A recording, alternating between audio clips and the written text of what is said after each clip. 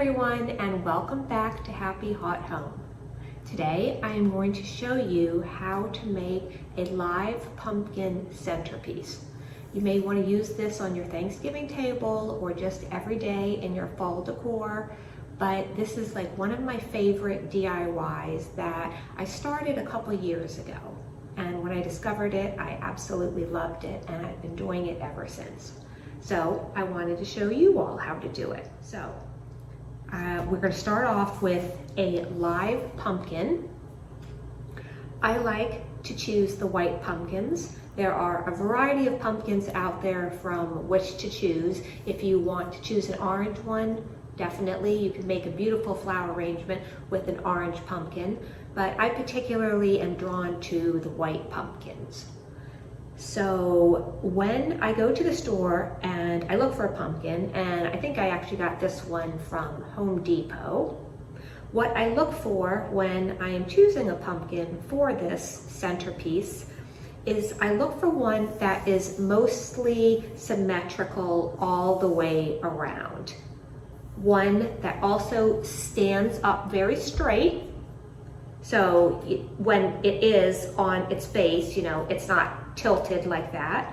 I'm looking for one that is as erect as possible. And you know, I'm also looking for one that doesn't have a lot of warts. Some people like the warts all over the pumpkin. I know it's not a polite way to call it warts, but you know, the growths on the pumpkin, if you like them, by all means. I prefer to have just a very clean, white looking pumpkin.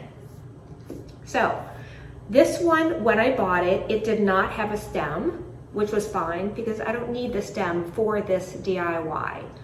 I do actually like to keep the stems for other DIYs, and I do have a bag of live pumpkin stems that I have used when I've made velvet pumpkins, which are pumpkins filled with beans.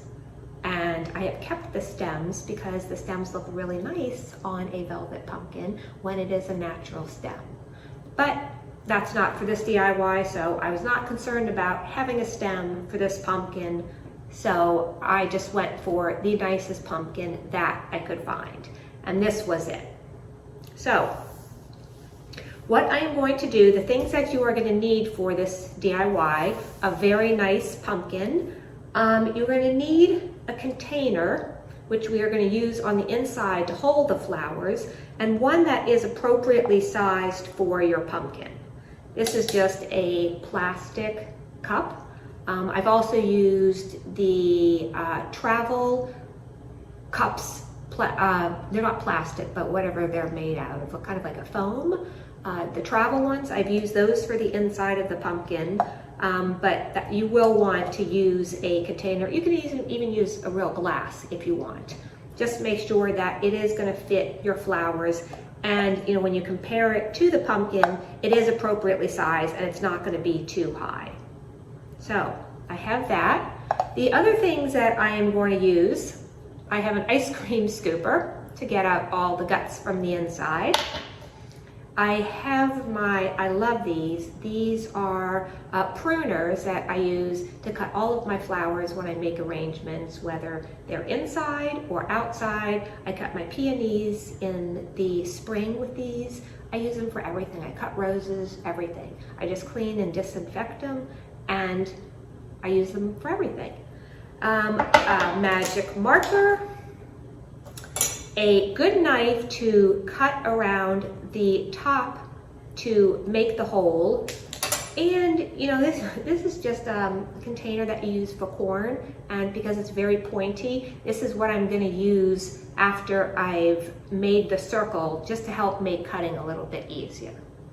Okay, let's get started. Step number 1.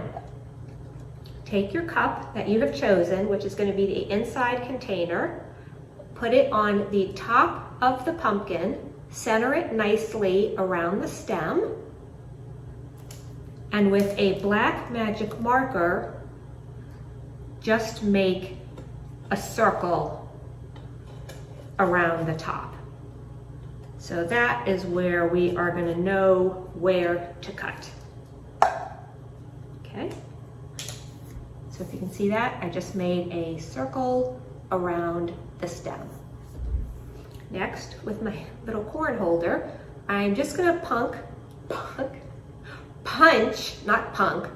I am going to punch holes, and it has two sides, just around the top of my circle to make the cutting easier. So I don't know, it's maybe gonna be 10 or 15 holes I make. And you know, this is a trick we use when we carve pumpkins, right?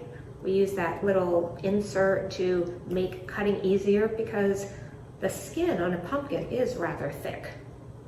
So I'm just gonna go around, make sure that I have gone the entire diameter,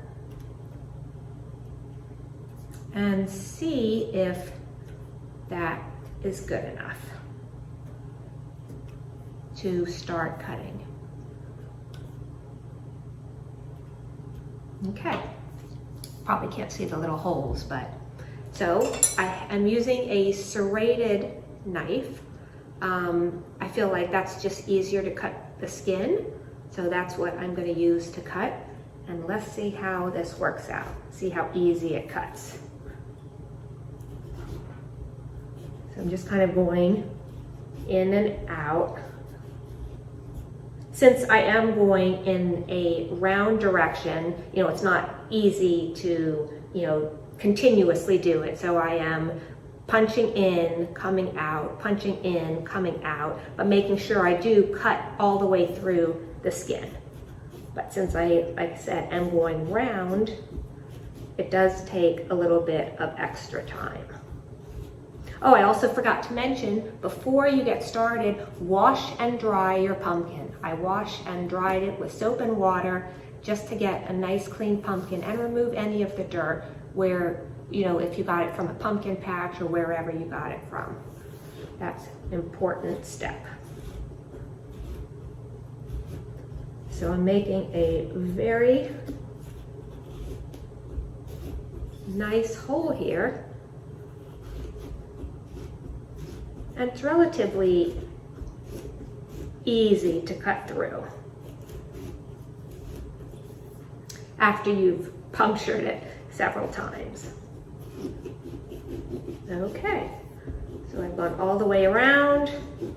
I'll go around one more time just to make sure I have properly loosened it, and then pull out the stem. There you go. So you can see what the inside looks like. Next, I am going to scoop out the insides.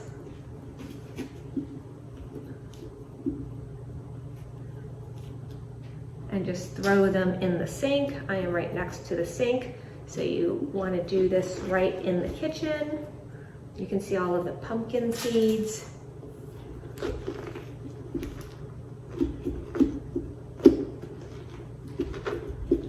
Scoop them all out.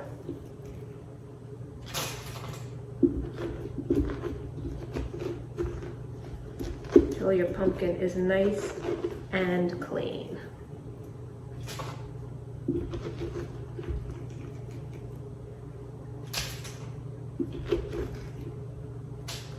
A lot of seeds in there.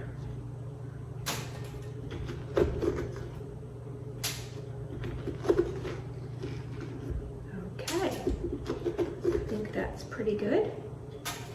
I want to check to make sure that my cup is going to nicely fit inside. And it is perfect. Perfect size. It's a very snug fit, so it's not going to wobble around when the flowers are in it. So it fits perfectly, and it lines up perfectly with the top of the pumpkin, if you can see that. So I'm going to fill my cup with water. Before I put cold water, of course. And the flowers came with some of that powder, so you can put the powder in as well. but fill it up, put it in your pumpkin, and now I'm gonna cut the flowers.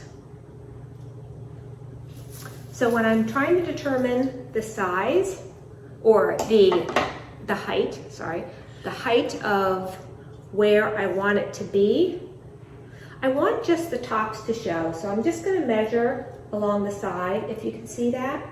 And then I'm going to cut, not the way all at the base, because the cup doesn't go all the way down to the base. So I may have to play around with this a little bit and cut it a couple times.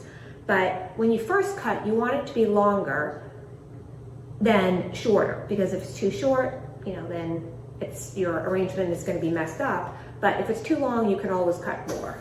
So I'm just going to kind of determine how much I need based on my cup size. And then I'm going to just cut the stems. And again, I think this is going to be a little bit longer, but let's just see. Actually, you know what? That's not bad. That's not bad at all. What do you think? Can you see it? But I do think I want it a little bit shorter because I want these beautiful sunflowers. Oh, well, that one's already dropping a couple of leaves. I want these beautiful sunflowers to rest more at the base. So I do want to cut just a little bit more. They're so pretty, and it makes such a pretty arrangement. I love them. So I am going to cut another inch and then see how that looks.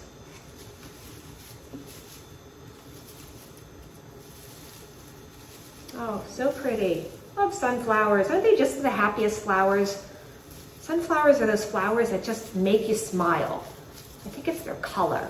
They're just bright yellow heads. They're such happy little flowers. I love them. What do you think? So that is it. Looking at all angles around. I love the yellow. I love the purple. This was so easy to make. Let me know what you think about it. This will last about 7 days before the inside starts to get moldy, just to let you know. Remember to replace the water. And you also don't have to use a real pumpkin if you do not want to. If you want to use one of those styrofoam pumpkins, you can do that as well. I personally just like the real pumpkin and the real flowers, but of course you can replicate this DIY with a fake pumpkin and faux flowers, just as easily. You can also spray paint your pumpkin, real or faux, to give it a different color to match your decor. There's so many things you can do, but I just wanted to show you this little DIY since I'm such a fan of it. And I hope that you like it too. And I will see you next time. If you like this, like and subscribe.